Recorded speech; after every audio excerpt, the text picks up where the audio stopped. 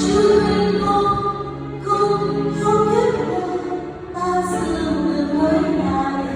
đừng in một Chúa biết bao